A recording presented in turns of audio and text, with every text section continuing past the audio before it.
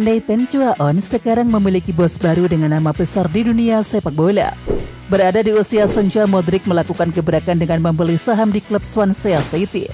Peraih Ballon d'Or 2018 itu menggunakan pengetahuannya untuk membantu mengembangkan Swansea.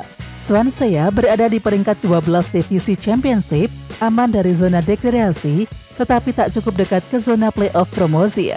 Klub tersebut terakhir kali berada di Premier League pada musim 2017-2018, yang berarti genap 7 tahun berkubang di kasta kedua. Dengan bergabungnya Modric, diharapkan Swansea City bisa kembali ke kasta tertinggi.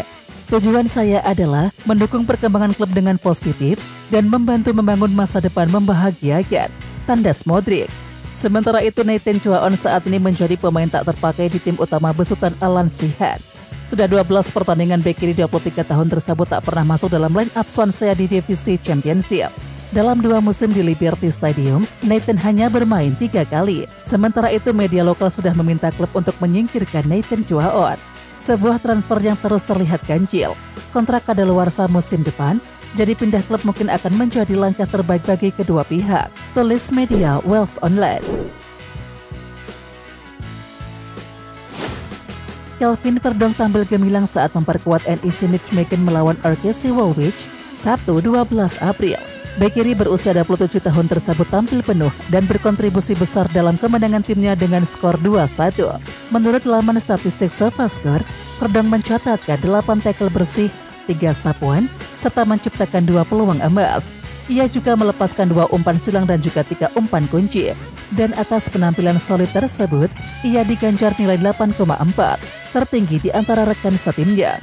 Pujian pun datang dari media besar Belanda ESPN NL dan juga Football Zone, yang menempatkan Kelvin Verdong dalam tim terbaik pekan ke-29 Liga Belanda. Menariknya, ESPN NL menempatkan Verdong di posisi bek tengah kiri, berbeda dari peran aslinya sebagai bek kiri, sedangkan Football Zone mempertahankan posisi naturalnya. Sementara itu, Kelvin Verdong sendiri tak mau larut dalam euforia. Ia menegaskan bahwa misi utamanya adalah membawa NEC Nijmegen lolos ke babak playoff untuk tiket kompetisi Eropa musim depan. Kami harus percaya bisa lolos. Di sana apapun bisa terjadi. Siapapun bisa mengalahkan siapapun, ujarnya dikutip dari Forza NEC Selasa 15 April.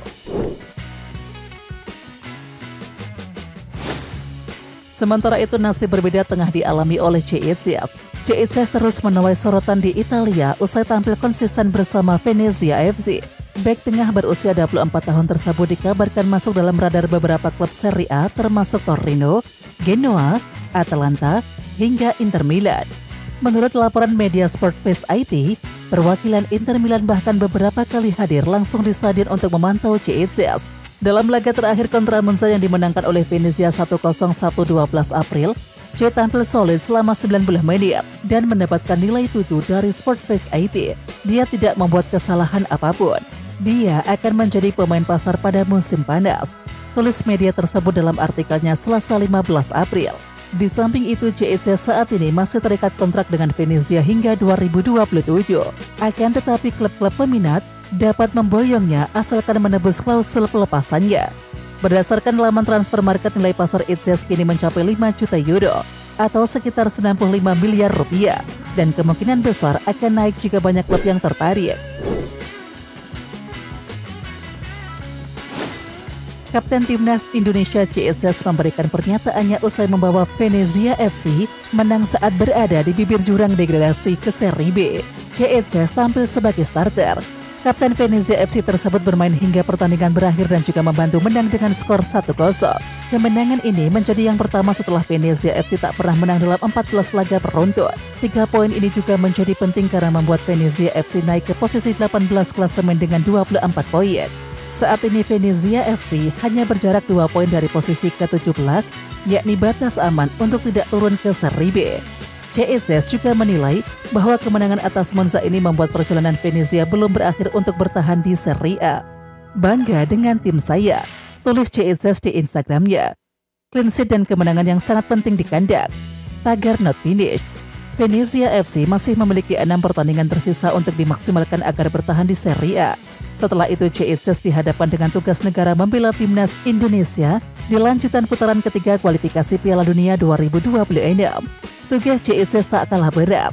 Timnas akan melawan China di kandang pada tanggal 5 Juni 2025. Kemudian Timnas Indonesia bertamu ke Jepang pada tanggal 10 Juni 2025. Dua laga ini menjadi sangat krusial bagi Timnas Indonesia untuk lolos ke Piala Dunia 2026.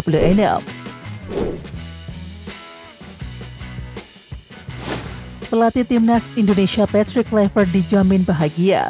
Sebab ada calon penyerang Timnas Indonesia yang akan merasakan atmosfer kasta tertinggi sepak bola Belanda Eredivisie, yakni pada 2025-26 bersama FC Volendam. Sosok yang dimaksud adalah penyerang berusia 20 tahun Mauro Zylstra. Penyerang yang memiliki tinggi badan 188 cm ini bermain 2 menit saat FC Volendam menang 1-0 atas tuan rumah AS Alkmaar U21 di pekan ke-34 Liga 2 Belanda pada Selasa 15 April dini hari waktu Indonesia Barat. Berkat kemenangan ini FC Volendam kukuh di puncak klasemen Liga 2 Belanda 2024-25 dengan 76 angka. Unggul 13 poin di atas ADO Den Haag di posisi ketiga yang merupakan batas atas tim mengikuti play-off promosi ke Eredivisie musim depan. Medio September 2024, Mauro Zylstra mengaku dokumen naturalisasinya sedang diurus oleh PSSI.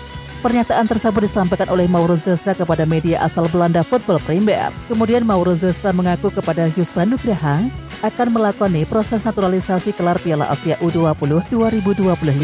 Namun setelah Piala Asia U20 2025 berakhir pada 1 Maret 2025, Mauro Zylstra tak kunjung menjalani proses naturalisasi. Dan mengutip dari transfer market, Mauro Zylstra mengemas 15 gol dan juga 4 assist hanya dari 17 penampilan musim ini.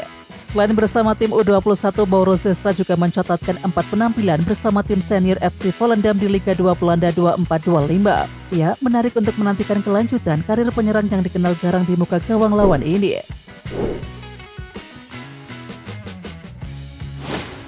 Netizen di media sosial mencoba untuk menghibur diri setelah Timnas Indonesia U17 kalah 0-6 dari Korea Utara U17 di perempat final Piala Asia U17 2025, Senin 14 April 2025 malam waktu Indonesia Barat. Salah satu netizen dengan akun @ihwanulmuslimi4 menyebut Timnas Indonesia U17 baru saja melakukan aksi kemanusiaan. Efek kemenangan atas Timnas Indonesia U17, para pemain Timnas Korea Utara U17 disebut selamat dari eksekusi. Candaan ini muncul karena Korea Utara dikenal memiliki pemimpin yang tegas dan juga kejam, yakni Kim Jong-un. Kalau sampai Indonesia kalah, itu bagus karena anak-anak Indonesia U17 sedang dalam misi kemanusiaan, yaitu menyelamatkan anak-anak Korut U17 dari eksekusi. Tulis akun @ihwanulmuslimi4. Pernyataan senada juga disampaikan oleh @unmagnetism. Akun ini menyebut Indonesia bermain untuk piala, sedangkan Korea Utara U17 bermain untuk nyawa. Dik Indo main buat dapat piala, sementara King Korut main buat mempertahankan nyawa. Beda kelas, sambung akun tersebut. Ya, asumsi tersebut muncul karena sempat beredar kabar Timnas Korea Utara Angkatan 2010 kena hukuman. Ya, menurut Radio Free Asia, sejumlah pemain Timnas Korea Utara yang bermain di Piala Dunia 2010 dihukum pemerintah setempat. Penyebabnya karena Korea Utara hancur lebur di Piala Dunia 2010. Setelah kalah 1-2 dari Brasil, Korea Utara dipermalukan Portugal 0-7 dan juga dihajar Pantai Gading dengan skor 0-3 di 3 laga grup G Piala Dunia 2010.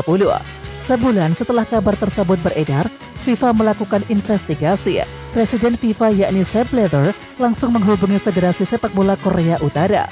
Langkah pertama adalah menghubungi Federasi Sepak Bola di sana dan kita akan lihat apa jawabannya.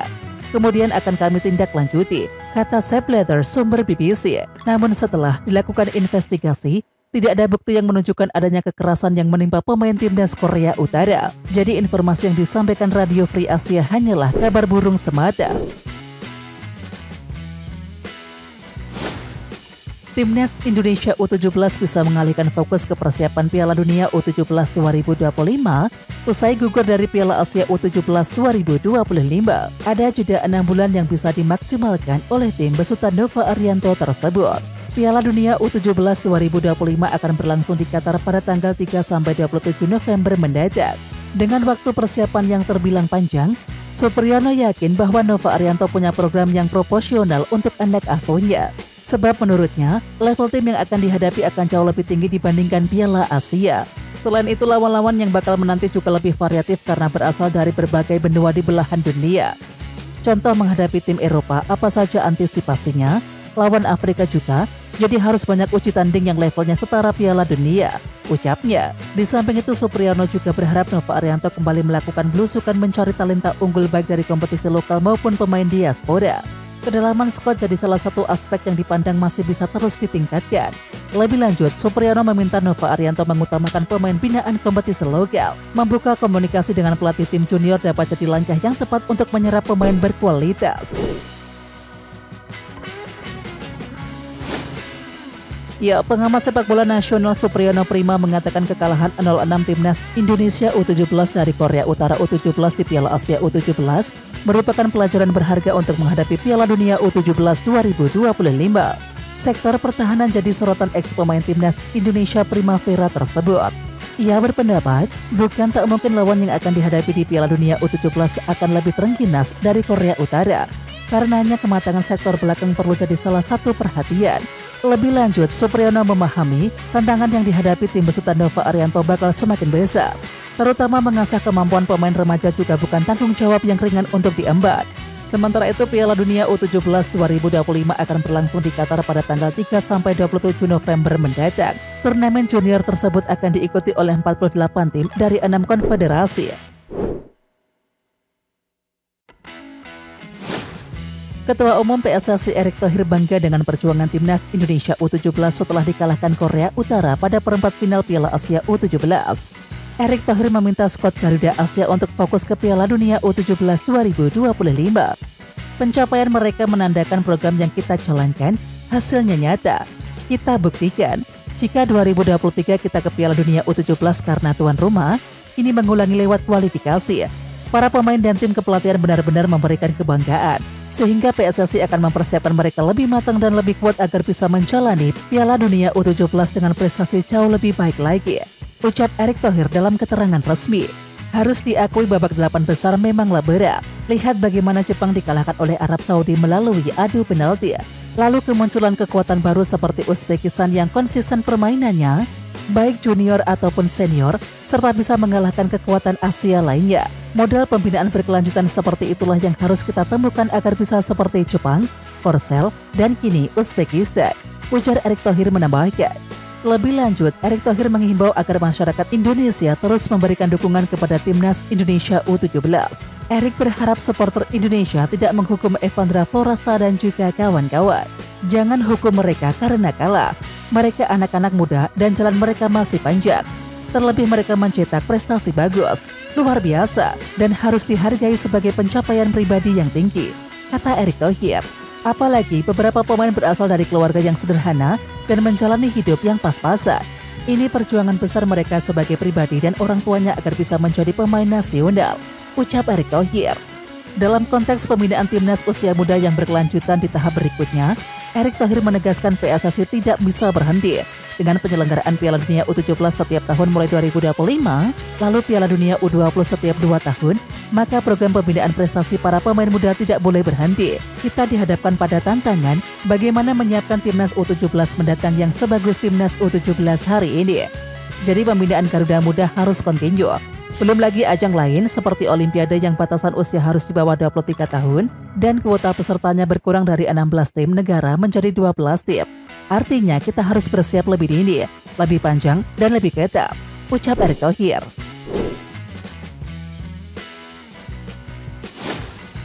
Nova Arianto akan mempersiapkan peta jalan atau roadmap sebagai bagian dari persiapan tim menuju Piala Dunia U17 2025 yang akan berlangsung di Qatar pada November. Kami melakukan evaluasinya akan kami laporkan kepada PSSI. Setelah itu kami akan mencoba membuat roadmap rencana menuju Piala Dunia U17. Ya, kita akan lihat roadmapnya seperti apa dan kami sampaikan kepada PSSI, kata Nova Arianto. Semoga apa yang kami persiapkan ke depannya bisa membuat kami lebih maksimal dan pemain bisa lebih berprogres dan lebih siap untuk Piala Dunia nanti, katanya melanjutkan. Meskipun kalah dengan skor besar dari Korut, Nova Arianto menilai anak asuhnya telah mendapatkan banyak kemajuan yakni di sektor mental selama melakoni ajang 2 tahunan ini. Secara garis besarnya saya bisa melihat mental pemain sangat luar biasa ya. Walaupun secara permainan atau pengambilan keputusan di lapangan kami masih banyak yang harus diperbaiki. Dan itu menjadi pekerjaan rumah kami untuk 5 bulan ke depan, katanya. Bagaimana kami lebih mempersiapkan pemain bukan hanya secara mental, Tetapi secara skill individu mereka itu juga harus kami tingkatkan. Dan harapannya pemain bisa lebih siap dan pemain harus bisa lebih bekerja keras. Lanjutnya, usai laga, Nova Arianto mengakui bahwa Korea Utara memang tampil sangat luar biasa. Pelatih yang berusia 46 tahun tersebut kemudian memberikan ucapan selamat kepada sang lawan yang berhasil mengamankan tiket ke semifinal. Sebelumnya saya ucapkan selamat kepada Korea Utara yang telah bermain luar biasa pada malam ini, kata Nova Arianto. Lebih lanjut, Nova juga turut memberikan penghargaan kepada anak asuhnya. Menurutnya para pemain telah memberikan yang terbaik di lapangan. Di samping itu hasil melawan Korea Utara tentu cukup mengecewakan. Namun skuad Garuda Asia memang layak mendapatkan apresiasi. Hal tersebut terlepas dari keberhasilan timnas U17 Indonesia mengamankan tiket Piala Dunia U17 2025. Tetapi meskipun hasil malam ini, saya mengucapkan terima kasih kepada para pemain yang sudah tampil luar biasa. Meskipun secara hasil pastinya tidak sesuai dengan harapan kami. Tetapi, saya yakin para pemain sudah banyak belajar dari situasi ini. Sehingga kami akan lebih siap lagi di Piala Dunia nanti, ucap Nova Arianto. Oke Timnas Lovers, siapa kita? Kita Indonesia. Ayo kita dukung terus sepak bola tanah air Indonesia. Jangan lupa dukung terus Garuda Raya Channel dengan subscribe, like, dan komen karena saran dan kritik kalian sangat bermanfaat untuk perkembangan channel ini. Tungguin video selanjutnya dari Garuda Raya Channel. Salam olahraga.